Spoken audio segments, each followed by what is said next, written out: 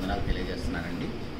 Already వాక్యం గురించి ప్రార్థన చేయబడింది కాబట్టి డైరెక్ట్గా మనం వాక్య ధ్యానంలోకి వెళదాం. ఫిలిప్పీలకు రాసిన పత్రిక 2వ అధ్యాయము ఫిలిప్పీలకు రాసిన పత్రిక 2వ అధ్యాయము 12వ వచనంలో, కాగా నా ప్రియులారా, మీరు ఎల్లప్పుడూ విధేయులైన ప్రకారము నా ఎదుట ఉన్నప్పుడు మాత్రమే గాక మరి ఎక్కువగా నేను మీతో లేని ఈ కాలమందును భయముతోనూ వణుకుతోనూ మీ సొంత రక్షణ కొనసాగించుకొనుడి. ప్రియ దేవుని సంగమా, ఆల్రెడీ సంఘంలో చేర్చబడిన మనమందరం కూడా మనకు సొంత రక్షణను భయముతో వణుకుతో కాపాడుకోవాలని అపోస్తలుడైన పౌలు గారు ఫిలిప్పీ సంఘాన్ని ఉద్దేశించి మనందరితో కూడా మాట్లాడుతున్నాడు. ఈ సంఘము నిజానికి చాలా అభివృద్ధి చెందిన సంఘం. ఈ సంఘంలో ఆల్రెడీ సంఘ పెద్దలు, పరిచారకులు అందరూ కలిగిన సంఘం అంటే అది చాలా అభివృద్ధి చెందిన సంఘం. సంఘములో సంఘ పెద్దలు ఉండటం అంటే అది నిజంగా చాలా అభివృద్ధి చెందిన సంఘం.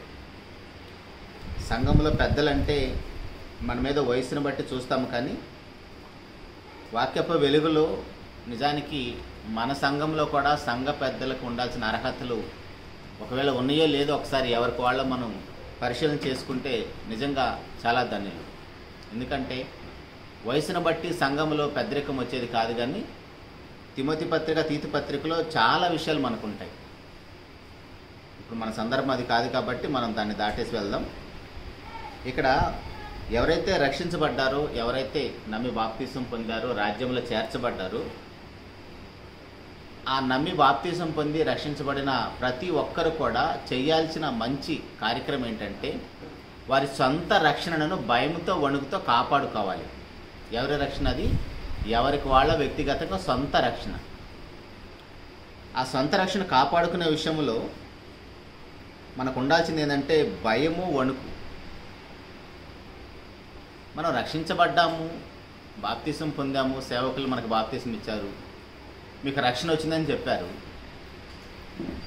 మనము బాప్తిసం పొందేటప్పుడు కూడా ఏమి ఇబ్బంది పడలేదు, ఏం కష్టపడలేదు. మరి పొందిన రక్షణ విషయంలో ఎందుకు ఇంత భయము, అంత వణుకు? నిజంగా మనం పొందిన రక్షణ విషయంలో అంత భయం మనకుందా?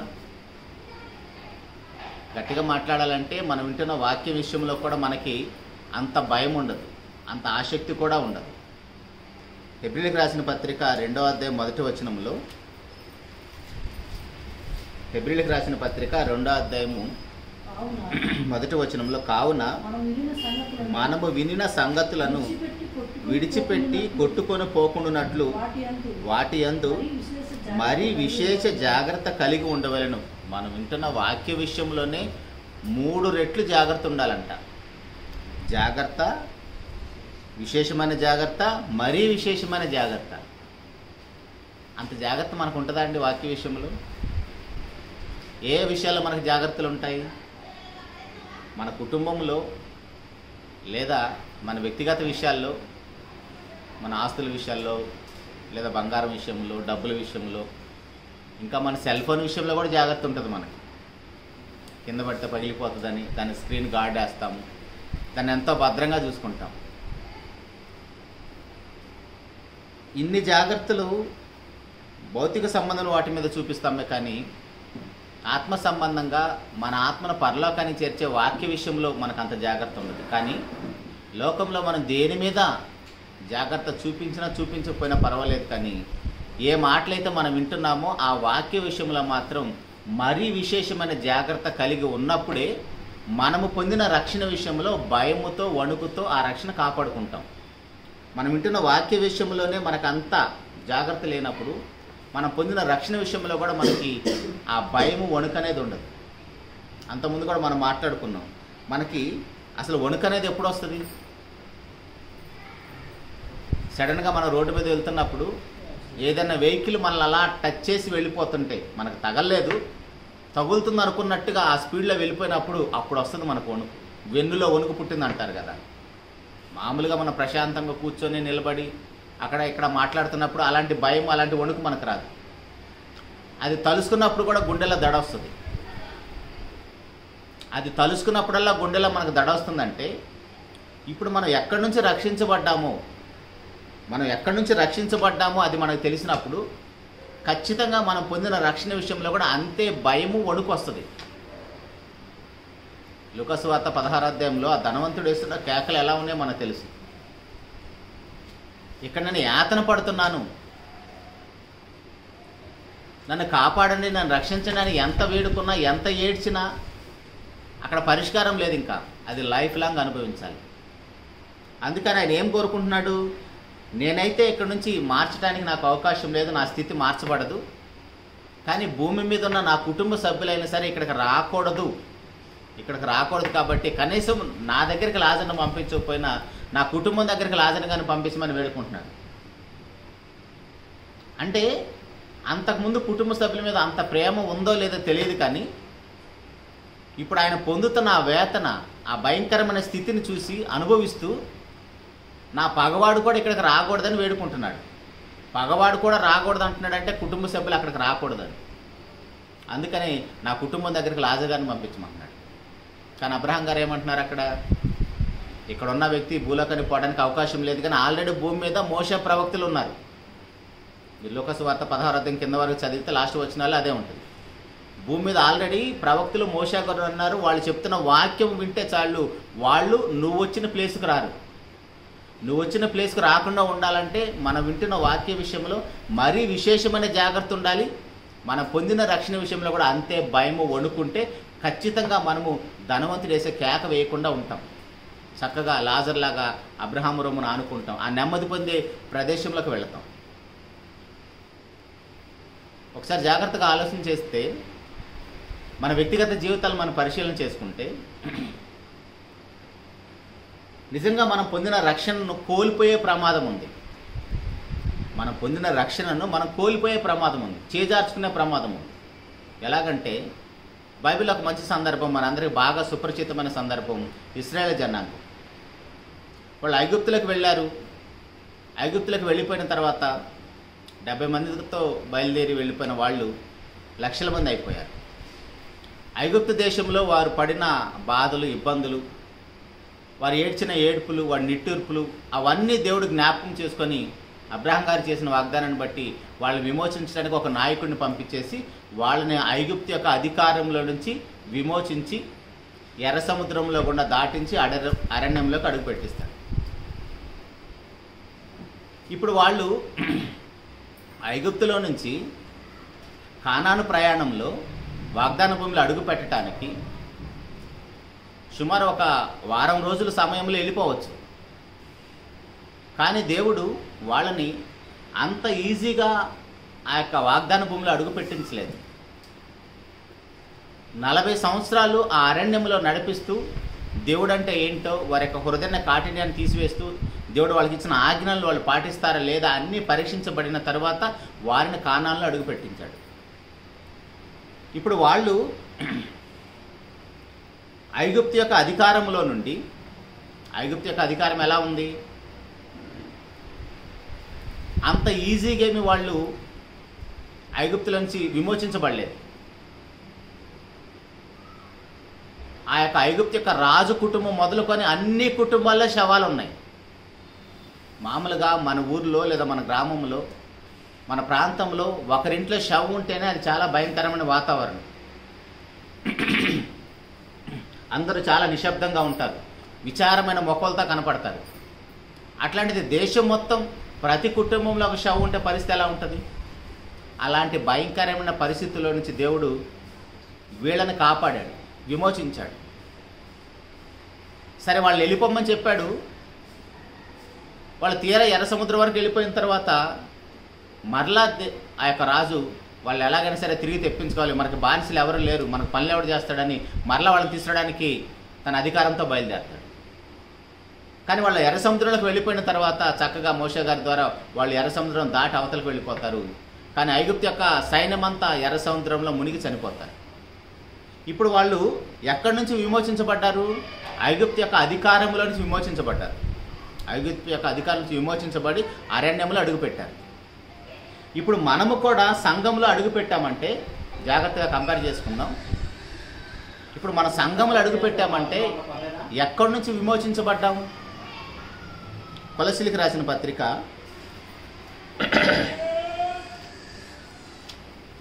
1వ అధ్యాయము 13వ వచనంలో ఆయన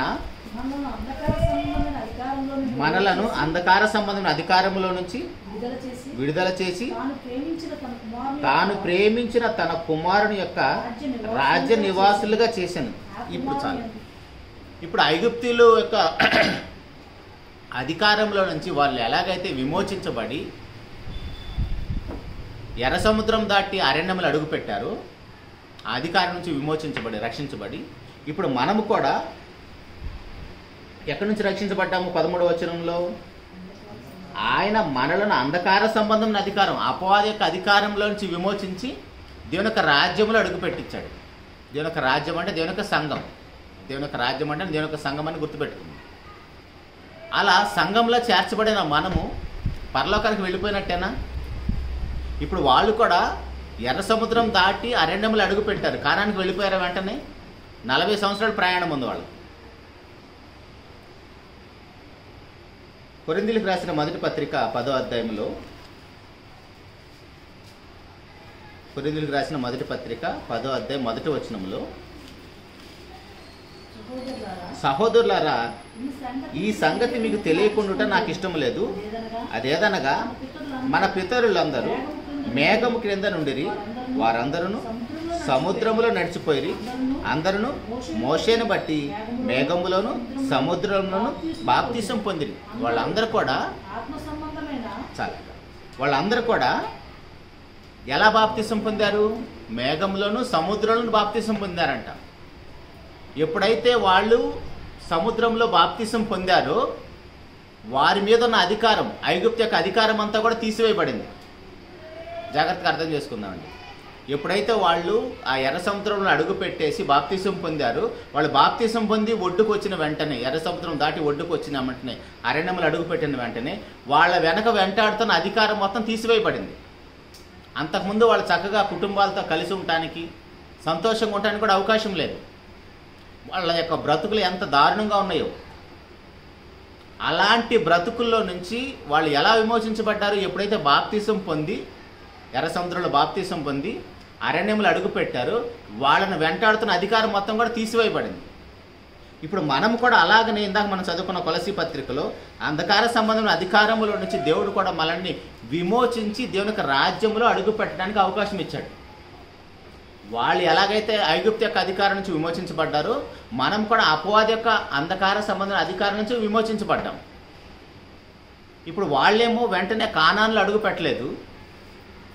ఇప్పుడు సంఘంలో చేర్చబడిన మనము వెంటనే పరలోకానికి వెళ్ళిపోయినట్టు కాదు. మరి ఇప్పుడు వాళ్ళు కానాన్లో అడుగుపెట్టిన వాళ్ళు ఆ యొక్క అరణ్యములు అడుగుపెట్టిన వాళ్ళు, ఆ అరణ్యం ఎలాంటిదో తెలుసా? అరణ్య యొక్క పరిస్థితులు ఎలా ఉంటాయో చూస్తే ఇర్మియా గ్రంథము 2వ అధ్యాయము 6వ వచనంలో, ఇర్మియా గ్రంథము 2వ అధ్యాయము 6వ వచనంలో, ఐగుప్తు దేశములో నుండి మమ్మల్ని రప్పించిన యెహోవా ఎక్కడ ఉన్నాడని, అరణ్యములో అనగా ఎడారులు గోతులు గల దేశములో అనావృష్టియు గాఢాంధకారంలో కలిగి ఎవరును సంచారమైనను నివాసమైనను చేయని దేశములో మమ్మల్ని నడిపించిన యెహోవా ఎక్కడ ఉన్నాడని జనులు అడుగుటకు లేదు. ఆ యొక్క అరణ్యం ఎలాంటిది? వాళ్ళు చక్కగా ఐగుప్తు యొక్క అధికారం నుంచి విమోచించబడి ఎర్ర సముద్రంలో బాప్తిసం పొంది అరణ్యంలో అడుగు పెట్టారు. ఆ అరణ్యం ఎలాంటిది? జనులు సంచారం చేసే ప్రదేశం కాదు, వాళ్ళు నివాసం చేసే ప్రదేశం కాదు. గోతులు గాఢాంధకారం. అది భూమధ్యరేఖకు దగ్గరలో ఉంటుంది, బాగా వేడి. అలాంటి అరణ్యంలో వాళ్ళు అడుగు పెట్టారు. అలాంటి అరణ్యంలో వాళ్ళు అడుగుపెట్టినప్పుడు వాళ్ళ స్థితిగతులన్నీ ఎలా ఉన్నాయి? వాళ్ళ మాటలన్నీ ఎలా ఉన్నాయి?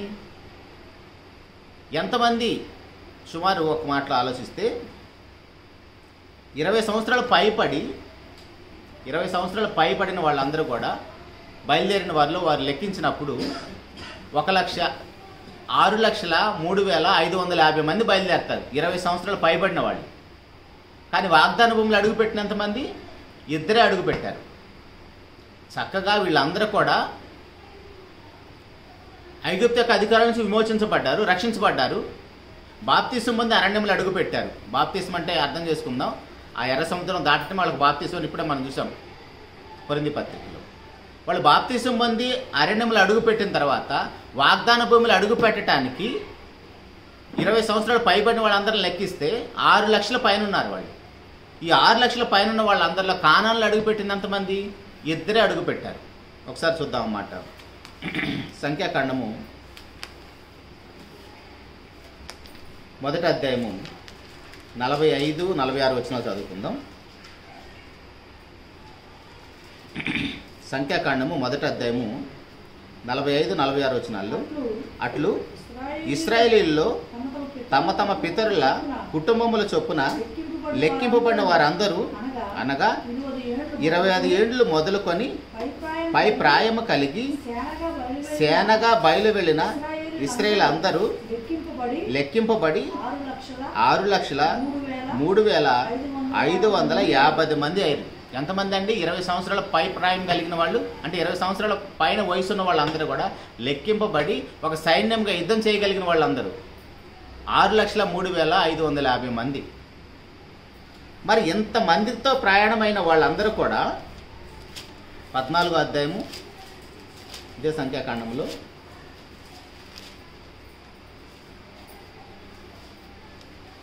14వ అధ్యాయం 28వ వచనంలో,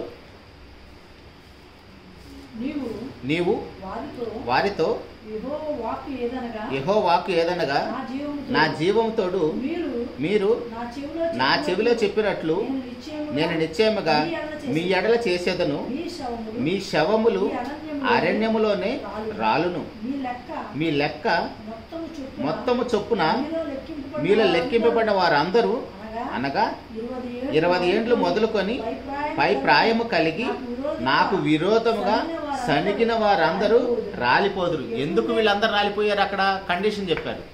దేవునికి విరోధముగా, దేవునికి ఇష్టంగా లేకుండా ఉన్నారంట వాళ్ళు. ఇంకా మీరు 10వ అధ్యాయం 5వ వచనంలో కూడా చూస్తే, కొరింథీయులకు రాసిన మొదటి పత్రిక 10వ అధ్యాయము 5వ వచనంలో, కొరింథీయులకు రాసిన మొదటి పత్రిక 10వ అధ్యాయం 5వ వచనంలో, అయితే వారిలో ఎక్కువ మంది దేవునికి ఇష్టలుగా ఉండకపోయిరి గనుక అరణ్యంలో సంహరింపబడిరి. వీళ్ళందరూ కూడా ఎందుకు అరణ్యంలో సంహరింపబడ్డారు? వాళ్ళందరూ కూడా దేవునికి ఇష్టలుగా ఉండకపోయారంట. కానీ దేవునికి ఇష్టలుగా ఉన్న వాళ్ళు ఎంతమంది ఉన్నారు? అక్కడ 2 ఉన్నారు. అయితే ఈ 2 ఎందుకు అరణ్యంలో అరణ్యంలో నుంచి వాగ్దాన భూములు అడుగు పెట్టారంటే, వాళ్ళందరూ కూడా విశ్వాసం కలిగిన వారు. వాళ్ళిద్దరూ ఎలాంటి వారంటే విశ్వాసం కలిగిన వాళ్ళు. కానీ ఈ 6,03,550 మందిలో వీళ్ళ యొక్క స్థితిగతులు ఎలాగున్నాయంటే, కానాను వేగు చూడటానికి పోయి వచ్చిన తర్వాత వాళ్ళు చెడ్డ సమాచారాన్ని ఇచ్చేశారు. వాళ్ళు ఇచ్చిన చెడ్డ సమాచారం ఒకసారి మనం చూస్తే 13వ అధ్యాయము సంఖ్యాకాండంలోనే 13వ అధ్యాయము 31 నుంచి, అయితే అతనితో కూడా పోయిన ఆ మనుషులు, ఆ జనులు మనకంటే బలవంతులు, మనము వారి మీదకి పోజాలమనిరి. మరియు వారు తాము సంచరించు చూచిన దేశమును గూర్చి ఇశ్రాయేలీతో చెడ్డ సమాచారము చెప్పి, మేము సంచరించి చూచిన దేశము తన నివాసులను భక్షించు దేశము, దానిలో మాకు కనబడిన జనులందరూ ఉన్నత దేహులు, అక్కడ నెఫ్యూలుల సంబంధులైన అనాకు వంశపు నెఫ్యూలులను చూచితిమి. మా దృష్టికి మేము మిడతల వలె ఉంటిమి, వారి దృష్టికి అట్లే ఉంటిమని. చూడనండి, ఏ దేశాన్ని అయితే వేగు చుట్టానికి వెళ్ళారో వీళ్ళు ఎంత పిరికి వాళ్ళు. ఐగుప్తులో దేవుడు ఎలా వారిని విమోచించాడు అవన్నీ అనుభవించారు కదా. వాళ్ళు ఏ దేవుడిని అయితే ఆరాధిస్తున్నారో ఐగుప్తులో, ఆ 10 దేవతలను అందరినీ కూడా దేవుడు నిర్మూలం చేసి 10 తెగుళ్ళ ద్వారా వాళ్ళకు బుద్ధి చెప్పేసి ఆ సైన్యాన్ని మొత్తాన్ని కూడా, మిగిలిన సైన్యాన్ని ఎర్ర సముద్రంలో నాశనం చేసి విమోచించాడు. ఆయన యొక్క బాహుబలంతో వాళ్ళని విమోచించాడు, తన రెక్కల మీద మోసుకొని వచ్చాడని ఈ విషయాలన్నీ మనకు తెలుసు. అవన్నీ అనుభవించిన జనాభా ఏమంటున్నారంటే అరణ్యంలోకి వచ్చిన తర్వాత కూడా ఏ దేశంలో అయితే అడుగు పెట్టడానికి వెళుతున్నారో అక్కడికి వెళ్ళి వేగు చూసి రమ్మంటే వీళ్ళు ఏమంటున్నారంటే వాళ్ళు చాలా బలవంతులు, చాలా ఎత్తున్నారు, హైట్ ఉన్నారు, లావు ఉన్నారని వాళ్ళ ఆకారం చూసే భయపడిపోతున్నారు. మరి వాళ్ళని నడిపిస్తున్న దేవుని యొక్క శక్తి సామర్థ్యాలు వాళ్ళు ఇంకా గుర్తించలేదు. అంటే దేవుడి మీద వాళ్ళకి విశ్వాసం లేదు. వీళ్ళ బలంతో వాళ్ళు ఐగుప్తుల నుంచి బయటకు వచ్చారా? ఇశ్రాయేలు జనాంగం వాళ్ళ బలంతో ఐగుప్తుల నుంచి బయటకు వచ్చారా? ఇప్పుడు మనం కూడా ఆలోచించేద్దాం. ఇశ్రాయేలు యొక్క విమోచన నుంచి మన విమోచన గురించి ఆలోచన చేస్తే మనం అపవాది యొక్క కబంధ హస్తాల్లోంచి, ఆ యొక్క అంధకార సంబంధమైన అధికారుల నుంచి మనంతటా మనమే రక్షించబడగలుగుతామా? అపవాది ఎంత బలవంతుడు అంటే వాక్యమయ్యున్న దేవుడై ఉన్న ప్రభు యేసుక్రీస్తు వారి వద్దకే వచ్చి వాక్యముతోనే పాపం చేయించిపోయింది. నువ్వు నిజంగా దేవుని కుమారుడు అయితే ఈ రాళ్ళు రొట్టెలుగా చేసుకో, దేవాలయం నుంచి కిందకు దూకు, నువ్వు దేవాలయం నుంచి కిందకు దూకితే దేవదూతలు ఎత్తి పట్టుకుంటారు కదా అని తన యొక్క కుయుక్తి చేత ప్రభువారిని మోసం చేయించిపోయింది. అలాంటి అపవాది యొక్క కబంధ హస్తాల నుంచి, దాని యొక్క అధికారం నుంచి మనంతటా మనం విమోచించబడతామా? సంఘంలో అడుగు పెట్టడానికి అవకాశం ఉందా? ప్రభు యేసుక్రీస్తు వారు చేసిన బలియాగాన్ని బట్టి మన పాపాలని తన భుజాల మీద మోసుకొని ఆయన కార్చిన రక్తంతో మనల్ని విమోచించి పరిశుద్ధపరిచి శుద్ధి చేసి దేవుని యొక్క రాజ్యనివాసులుగా మనల్ని చేశాడు. ఎలాగైతే ఇశ్రాయేలు జనాంగానికి దేవుడి మీద విశ్వాసం లేకుండా పోయిందో, దేవుని యొక్క శక్తి సామర్థ్యాలు గుర్తించలేదో, ఇప్పుడు బాప్తిస్మం పొందిన మన స్థితి కూడా అలాగనే ఉంది. వాళ్ళు అంత బలమైన చేతిలో నుంచి దేవుని యొక్క బలమేంటో వాళ్ళకి రుచి చూపించి దేవుడు విమోచించాడు. కానీ అరణ్యంలోకి వచ్చిన తర్వాత వాగ్దాన భూమిలో అడుగు పెట్టలేకపోయారు. ఎందుకంటే అలాంటి పరిస్థితుల్లో కూడా వాళ్ళు దేవుని మీద నమ్మకం ఉంచట్లేదు, దేవునికి ఇష్టంగా ఉండట్లేదు. ఇప్పుడు మనం కూడా ఎప్పుడు చనిపోయినా పాతాళానికి వెళ్ళిపోతాం, ధనవంతుడేసే కేక వేస్తాం. అలాంటి స్థితిలో నుంచి దేవుడు మనల్ని విమోచించి తన రాజ్య నివాసులుగా చేసుకుంటే సంఘములోకి వచ్చిన తర్వాత కూడా మనం పొందిన రక్షణ విషయంలో మనకి అంత భయము వణుకు అనేది లేదు. ఎలాగైతే అరణ్యములో అడుగుపెట్టిన జనాభాలో అందరూ నశించిపోయి ఇద్దరు మాత్రమే వాగ్దాన భూములు అడుగుపెట్టారు, సంఘములో చేర్చబడిన మనలో కూడా సుమారు ఇప్పుడు మన సంఘంలో అందరూ వస్తే ఎంతమంది ఉంటారండి? 100 మంది ఉంటారా? ఒక 80 మంది అనుకున్నాం. ఈ 80 మందిలో ఆ ఇద్దరిలో ఎవరైనా ఉన్నారా? రక్షించబడిన వాళ్ళు చాలామంది ఉన్నారు కదా, బాప్తిస్మం పొంది దేవుని రాజ్య సంబంధులుగా ఉన్నవారు చాలామంది ఉన్నారు కదా. అలాగనే వాళ్ళు ఎలాగైతే 6 లక్షల మంది 20 సంవత్సరాలు పైబడిన వాళ్ళ గురించి మాట్లాడుకుంటున్నాం. ఈ 6,03,550 మందిలో ఇద్దరు మాత్రమే వాగ్దాన భూములు అడుగుపెట్టారు. ఇప్పుడు మన సంఘంలో ఎంతమంది బాప్తిస్మం పొందారు, దేవుని రాజ్య నివాసులుగా చేర్చబడ్డారు? వీరిలో ఎంతమంది వాగ్దాన భూములు అడుగు పెడతారు? ఒకసారి ఆ రేషియో చూడండి. వాళ్ళు 6 లక్షల మంది ఉంటేనే ఇద్దరు వెళ్ళారు. ఇప్పుడు మనం గట్టిగా లెక్క పెడితే 80 మంది లేము. ఈ 80 మందిలో ఆ ఇద్దరిలో మనం ఉన్నామా?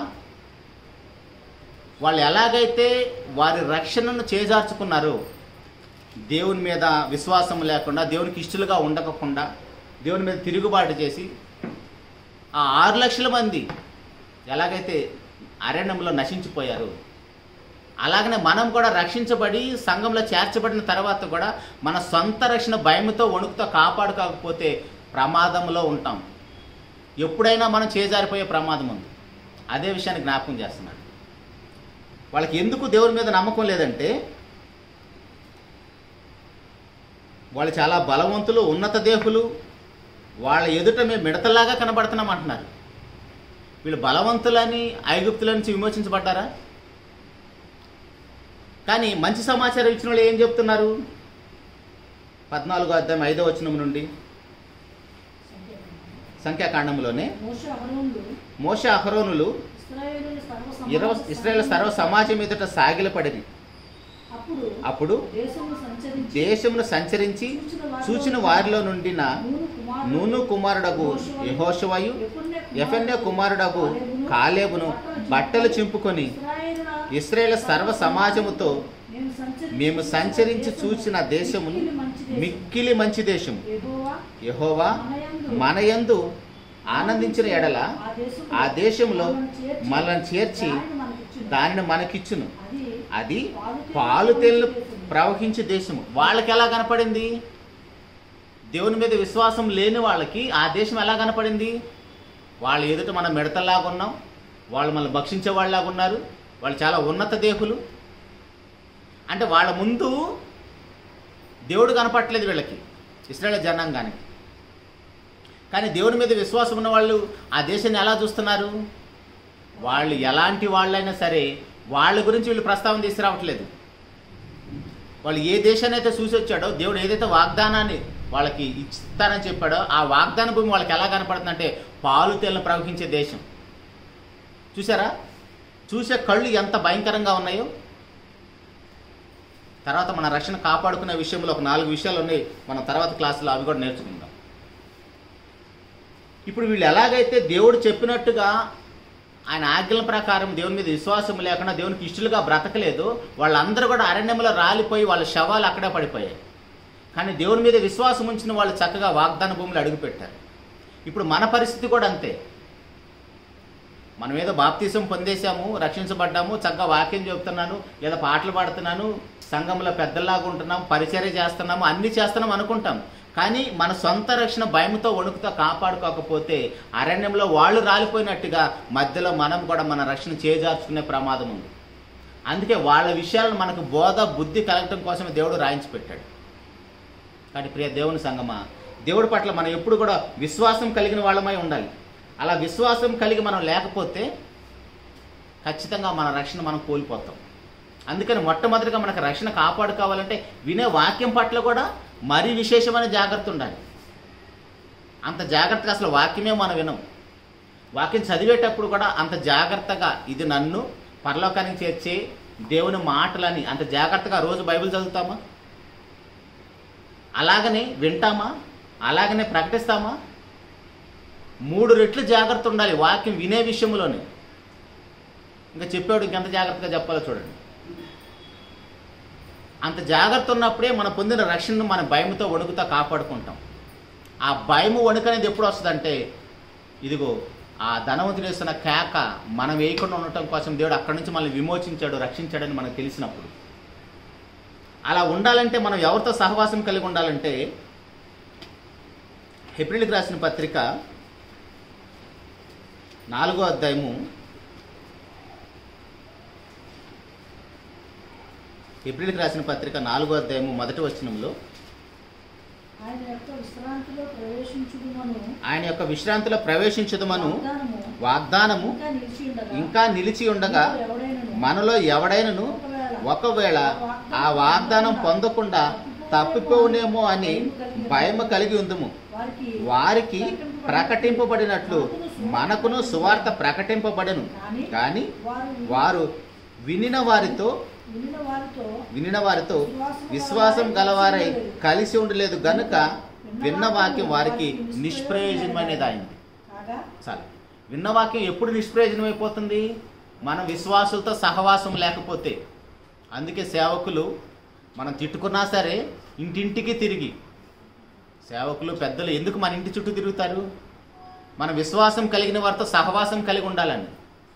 విశ్వాసం కలిగిన వారితో సహవాసం కలిగి ఉంటే మనం విన్న వాక్యం మనకు నిష్ప్రయోజనం అయిపోదు. ఎవరైతే బాప్తిసం పొందుతారో వారు సహవాసానికి ఎట్టి పరిస్థితుల్లో మిస్ అవ్వకూడదు. బైబిల్ క్లాస్ అయినా, ఆరాధన అయినా, మీటింగ్ అయినా, పరిచర్య ఏదున్నా సరే ఖచ్చితంగా మనం అటెండ్ అవ్వాలి. అలా అటెండ్ అయినప్పుడే మనం విన్న వాక్యం మనకు నిష్ప్రయోజనం అయిపోదు. కానీ వీళ్ళ పరిస్థితి ఏంటి? వాళ్ళకి ఎలాగైతే వాక్యం ప్రకటించబడిందో, వాక్యం ప్రకటించబడింది వాళ్ళకి కూడా మనలాగనే, కానీ విన్న వాక్యం వాళ్ళకి నిష్ప్రయోజనం అయిపోయింది. వాళ్ళ రక్షణ చేజార్చుకున్నారు. ఇప్పుడు వాళ్ళ వల్లే మనకు కూడా రక్షణ సువార్త వినిపించబడుతుంది. మనం వింటున్న వాక్యం రక్షణ సువార్త. ఆ రక్షణ సువార్త మనకి వినిపించబడుతుంది, కానీ అది మనకి నిష్ప్రయోజనం అయిపోయే ప్రమాదం ఉంది. ఇప్పుడు మనం బాప్తీసం పొందాను, నాకేం ప్రమాదం ఏం లేదు, నేను చాలా సేఫ్గా ఉన్నాను అనుకుంటున్నాం. కానీ ఆ సేఫ్ అనేది మనకి ఎంత ప్రమాదం ఉందో చూడండి. ఎందుకంటే మనకంటే ముందున్న మన పితరులు 6 లక్షల మంది బయలుదేరితే 6,03,548 మంది చనిపోయారు. ఇద్దరే వాగ్దాన భూమిలో అడుగుపెట్టారు. ఇద్దరే వారి సొంత రక్షణ కాపాడుకున్నారు. ఆ ఇద్దరికే విశ్వాసం ఉంది దేవుని మీద. ఆ ఇద్దరే దేవునికి ఇష్టలుగా బ్రతికారు. మన పరిస్థితి ఏంటి? మనం వాగ్దాన భూములు అడుగు పెట్టేదాకా విశ్వాసం కలిగి ఉంటామా, లేదా మధ్యలో చేజార్చుకుంటామా? అసలు బాప్తిసం పొందిన తర్వాత ఇంకా మనం చేయాల్సిన పనులు చాలా ఉన్నాయండి. కానీ వాటిని మనం చేయకుండా చక్కగా నేను బాప్తిసం పొందేశాను, నేను సంఘంలో ఉన్నానని భ్రమలో బ్రతికేస్తున్నాం. భ్రమలో నుంచి బయటకు రావాలి. బాప్తిసం పొందిన ప్రతి ఒక్కరు కూడా, ఇప్పుడు మన ప్రభువైన యేసుక్రీస్తు వారు బాప్తిసం పొందారు మనకు తెలుసు కదా. 3వ అధ్యాయము లూకా సువార్త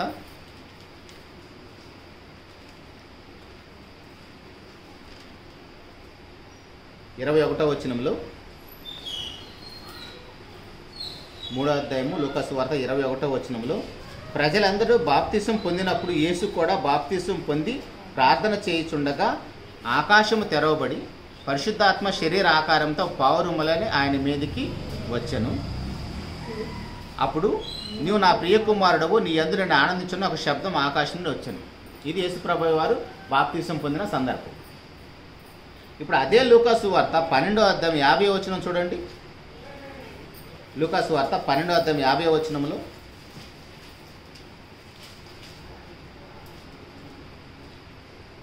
అయితే నేను పొందవలసిన బాప్తిసం ఉన్నది, అది నెరవేరు వరకు నేను ఎంతో ఇబ్బంది పడుచున్నాను. చాలు ప్రియ దేవుని సంగమ, గమనిస్తున్నారండి. ఇక్కడ 3వ అధ్యాయంలో ప్రభువైన యేసుక్రీస్తు వారు బాప్తిసం పొందారు కదా. అక్కడ బాప్తిసం పొందినప్పుడు ఏమైనా ఇబ్బంది పడ్డాడా? చక్కగా యోహాను గారి చేత అందరి వలె బాప్తిసం పొందాడు. యోహాను గారేం పైనుంచి కింద చూశాడు, అదేంటి ప్రభా నేను నీతో బాప్తిసం పొందాలి కదంటే, నీతి యావత్తు ఇలా జరిగించమంటే అలా జరిగించేస్తాడు. మనకు మత్తయి సువార్తలో ఉంటుంది. అక్కడేమి ఇబ్బంది పడలేదు. మరి ఇక్కడ 12వ అధ్యాయానికి వచ్చేటప్పటికి ఏమంటున్నాడు ప్రభువారు? నేను పొందవలసిన బాప్తిసం ఉన్నది, అది పొందుటకు నేను ఎంతో ఇబ్బంది పడుతున్నాను అంటున్నాడు. మరి ఈ బాప్తిసం ఏంటిది? ఇప్పుడు మనం కూడా బాప్తిసం పొందాం. మనల్ని కూడా సేవకులు చక్కగా తోటలో ముంచేసి బయటికి తీసుకొచ్చేసారు. చాలా సేఫ్గా, చాలా ఆనందంగా కేకులు కట్ చేసుకున్నాం, హ్యాపీగా ఉన్నాం. మరి నెక్స్ట్ ఇప్పుడు యేసు ప్రభు వారు చెప్తున్న ఆ బాప్తిసం పరిస్థితి ఏంటి? ఈ బాప్తిసం లేకపోతే ముందు పొందిన బాప్తిసం వల్ల మనకి ఏం ప్రయోజనం లేదు. ఈ బాప్తిసం ఏంటంటే ప్రభు వారు చెప్తున్న బాప్తిసం శ్రమల బాప్తిసం. ఒక పాపిని రక్షించడానికి ముందు ఆయన పరిశుద్ధంగా జీవితాన్ని జీవించాలి. మనకు తెలుసు కదా, హెబ్రీయులకు రాసిన పత్రికలో మనం చాలాసార్లు చదువుకున్నమాట. 4వ అధ్యాయము 15వ వచనంలో ఏంటి ఆయన పొందుతున్న శ్రమలు, ఏంటి ఆయన పొందుతున్న ఇబ్బందులు? మన ప్రధాన యాజకుడు మన బలహీనతల యందు మనతో సహానుభవం లేనివాడు కాడు, కానీ సమస్త విషయంలో మనవలే శోధింపబడినను ఆయన పాపం లేనివాడిగా ఉన్నాడు. 7వ అధ్యాయము పక్క పేజీలోనే 26వ వచనంలో కూడా, పవిత్రుడును నిర్దోషి నిష్కల్మషుడును పాపులలో చేరక ప్రత్యేకంగా ఉన్నవాడు ఆకాశ మండలముల కంటే మిక్కిలి హెచ్చైన వాడునైనా ఇటు ప్రధాన యాజకుడు మనకు సరిపోయినవాడు. ఆయనే మనకి దేవునికి మధ్యవర్తిత్వం చేస్తున్నాడు.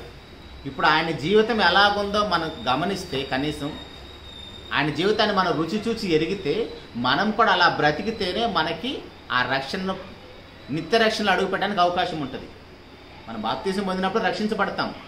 కానీ రక్షించబడిన మనము, దేవుని యొక్క రాజ్యంలో చేర్చబడిన మనము దేవుని యొక్క సన్నిధికి వెళ్ళేంత వరకు ఆ రక్షణ భయంతో వణుకుతో కాపాడుకోవాలి. ఇప్పుడు ప్రభువైన యేసుక్రీస్తు వారు బాప్తిజం పొందాడు మొట్టమొదటిగా 3వ అధ్యాయంలో. కానీ ఆయన బాప్తిజం పొందినప్పుడు ఏ ఇబ్బంది పడలేదు. కానీ బాప్తిజం పొందిన తర్వాత దేవుని పనిలోకి వచ్చేసాడు. 30 ఏళ్ళ నుంచి పనిలోకి వచ్చిన తర్వాత ఎన్ని శ్రమలు, ఎన్ని అవమానాలు, ఎన్ని ఇబ్బందులు ఆయనకి. దానితో పాటు పవిత్రమైన రక్తాన్ని సంపాదించుకోవాలి. ఆ రక్తంతో ప్రతి పాపిని కొనాలి ఆయన.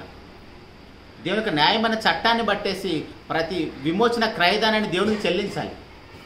అంటే తనను తాను పరిశుద్ధుడుగా, పవిత్రుడుగా బ్రతకాలి, మనకు మాదిరికరంగా ఉండాలి. తనతో పాటు ఆయన కూడా ఎన్నో శ్రమలు అనుభవిస్తున్నాడు. అదే హెబ్రీయులకు రాసిన పత్రిక 5వ అధ్యాయంలో కూడా 7వ వచనంలో,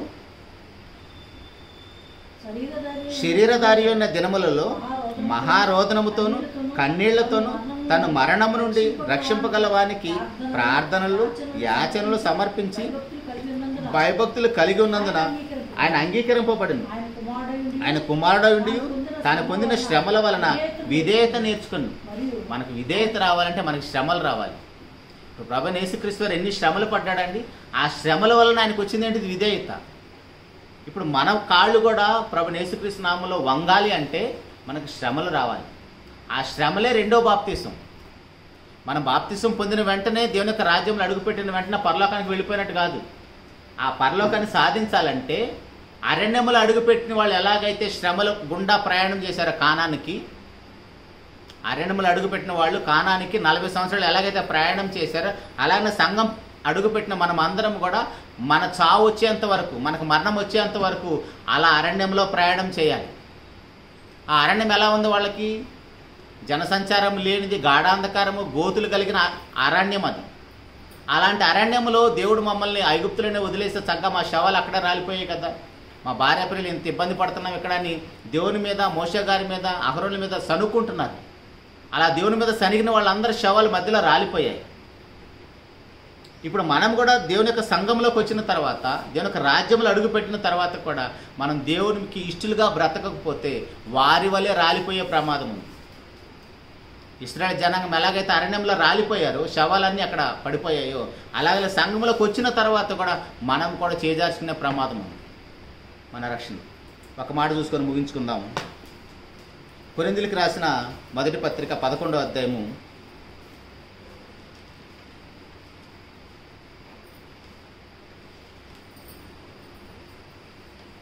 23 నుంచి,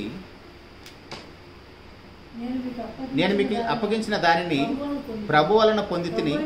ప్రభువైన యేసు తను అప్పగింపబడిన రాత్రి ఒక రొట్టెని ఎత్తుకొని కృతజ్ఞతాస్తుతులు చెల్లించి దాన్ని విరిచి, ఇది మీ కొరకైన నా శరీరము, నన్ను జ్ఞాపకం చేసుకుంటకై దీన్ని చేయడని చెప్పాను. ఆ ప్రకారమే భోజనమైన పిమ్మట ఆయన పాత్ర ఎత్తుకొని, ఈ పాత్రడ నా రక్తం వలన క్రొత్త నిబంధన, మీరు దీనిని త్రాగునప్పుడల్లా నన్ను జ్ఞాపకం చేసుకుంటకై దీన్ని చేయడని చెప్పాను.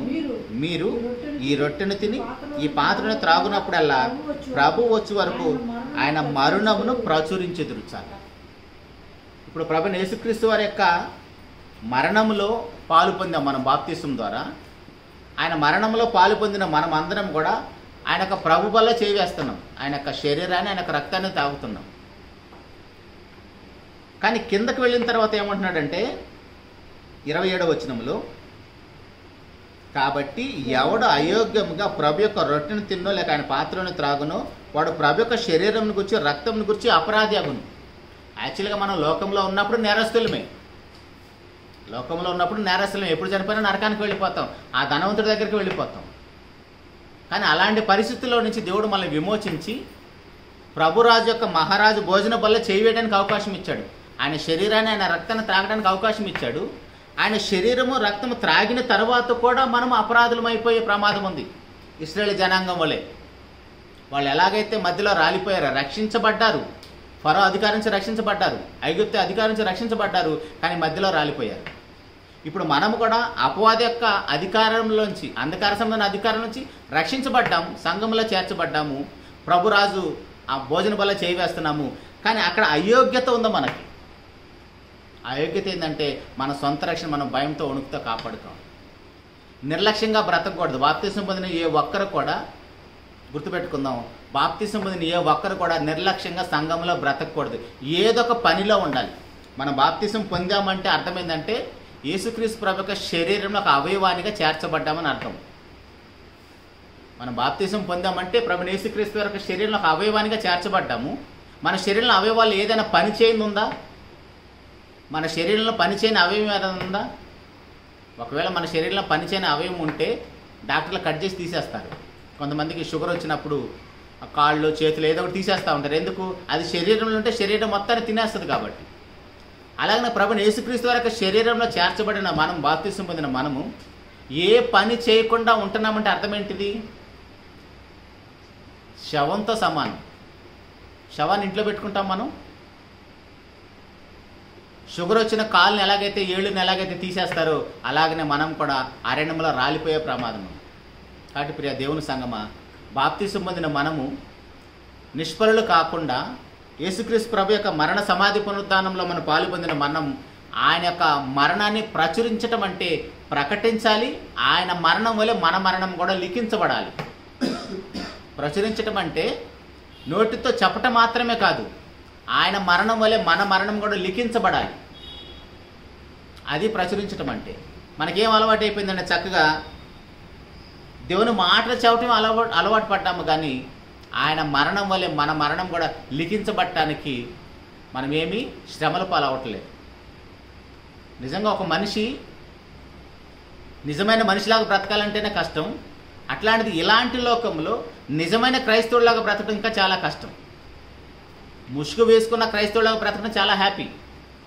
లోకంలో మనం చూస్తున్నాం కదా, అలాంటి క్రైస్తవ జీవితం బ్రతకడం చాలా హ్యాపీ. లోకంలో చాలా గొప్పవారిగా అయిపోతాం. కానీ దేవుడు కోరుకున్నట్టుగా ప్రభు యేసుక్రీస్తు వారు బాప్తిసం పొందాడు మొట్టమొదటిగా. రెండో బాప్తిసం ఎలాంటిది? శ్రమల బాప్తిసం. ఆ బాప్తిసంలో కూడా వెళ్ళేవాడికి అన్ని కష్టాలు, ఇబ్బందులే. అలా వెళ్ళిన వాళ్ళే ప్రభు యేసుక్రీస్తు వారి వలె మనం కూడా వారసులం అవుతాం. ఆ ఒక్క మాట చూసి ముగించుకుందాం. రోమపత్రిక 8వ అధ్యాయము, రోమిలికి రాసిన పత్రిక 8వ అధ్యాయము 14వ వచనము నుండి, దేవుని ఆత్మచేత ఎందరు నడిపింపబడుదురో వారందరూ దేవుని కుమారులై ఉందరు. ఎలయనగా మరలా భయపడటకు మీరు దాస్యపాత్మను పొందలేదు, కానీ దత్తపుత్రాత్మను పొందితిరి. ఆ ఆత్మ కలిగిన వారమై మనము అబ్బా తండ్రి అని మొరపెట్టుచున్నాము. మనము దేవుని పిల్లలమని ఆ ఆత్మ తానే మన ఆత్మతో కూడా సాక్ష్యం ఇచ్చుచున్నాడు. మనము పిల్లలమైతే వారసులము, అనగా దేవుని వారసులము, క్రీస్తు కూడా మహిమ పొందుటకు ఆయనతో శ్రమ పడిన ఎడల క్రీస్తుతోటి వారసులము.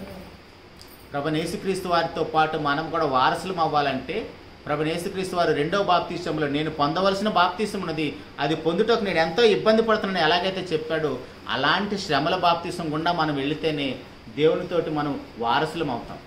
ప్రభు యేసుక్రీస్తు వారితో పాటు దేవుడు మనకు వాగ్దానం చేసిన ఆ యొక్క సింహాసనం మీద మనం కూర్చోడానికి అవకాశం ఉంటుంది.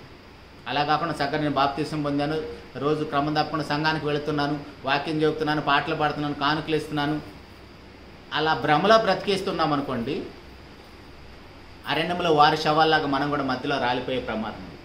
అటు ప్రియ దేవుని సంగమా, అలాంటి పరిస్థితి మనకి ఎవరికీ లేకుండా మనం వింటున్న వాక్యం పట్ల మరీ విశేషమైన జాగ్రత్త కలిగి మనం పొందిన రక్షణ విషయంలో భయంతో వణుకుతో మన సొంత రక్షణను కాపాడుకుందాం. అలాంటి కృప తండ్రి అయిన దేవుడు మనందరికీ అనుగ్రహించాలని మనస్ఫూర్తిగా కోరుకుంటూ ఈ మాటలు ముగిస్తున్నానండి. చిన్న మాట ప్రార్థన చేసుకుందాం. మహోన్నతుడా, జీవము కలిగిన మా నాయన, మీకే స్తుతులు స్తోత్రాలు తండ్రి.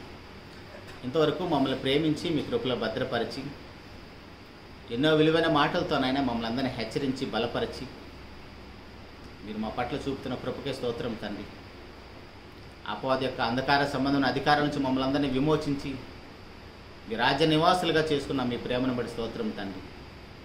మీ రాజ్యంలో చేర్చబడిన మేము ఎవరం కూడా నాయన మరలా విడిసి వచ్చిన పాపములకు, విడిసి వచ్చిన లోకములకు వెళ్ళిపోకుండా మమ్మల్ని నడిపించడానికి మీరు అనుగ్రహించిన పరిశుద్ధాత్మ దేవుని బట్టి కూడా స్తోత్రం తండ్రి. మా వలె తండ్రి ఇశ్రాయేలు జనాంగానికి కూడా నైనా వాక్యం ప్రకటించబడినా కూడా వాళ్ళు విన్న వాక్యం వాళ్ళకి నిష్ప్రయోజనం అయిపోయింది తండ్రి. కానీ అలాంటి జాబితాలకు మేము వెళ్ళిపోకూడదని వారి జీవితాలు కూడా నైనా మా ముందు పెట్టి మమ్మల్ని హెచ్చరించిన మీ ప్రేమను బట్టి స్తోత్రం తండ్రి. ఎన్నో మాటలు వింటున్నా మేము, చదువుతున్న మేము, ఆ మాటలు గ్రహిస్తున్నా మేము నాయన మా సొంత రక్షణ విషయంలో భయంతో వణుకుతో కాపాడుకుంటూ కృపను అనుగ్రహించండి తండ్రి. స్థానిక సంఘాన్ని నడిపించినట్టు మీరు ఏర్పాటు చేసిన మీ కుమారుని బట్టి స్తోత్రం నాయన. ఈ సంఘంలోని పెద్దలను బట్టి, పరిచారకులు అందరిని బట్టి స్తోత్రం తండ్రి. స్త్రీలు పురుషులందరిని బట్టి కూడా స్తోత్రం నాయన. యవనస్తులందరిని బట్టి స్తోత్రం తండ్రి. కుటుంబాల్లో మీరు ఇచ్చిన గర్భఫలాలన్నింటి బట్టి కూడా స్తోత్రం తండ్రి. ఆయన మీ బిడ్డలందరూ చేస్తున్న పనులు మీ బిడ్డల దేవునికరంగా మార్చిన తండ్రి. మహోన్నతుడా, మేము ఎలాంటి పరిస్థితుల్లో మాకు మరణం వచ్చినా కూడా నాయన మీ ఎదుట మేము కళ్ళు తెరిచే భాగ్యం మా అందరూ ప్రసాదించిన తండ్రి.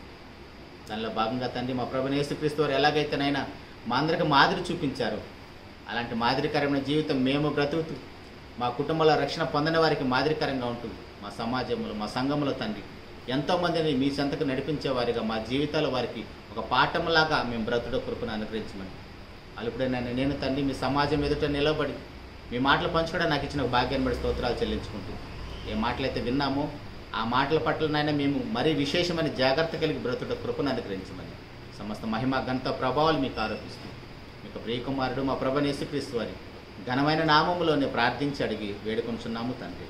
ఆమేన్. వందనాలండి. Thank you very much.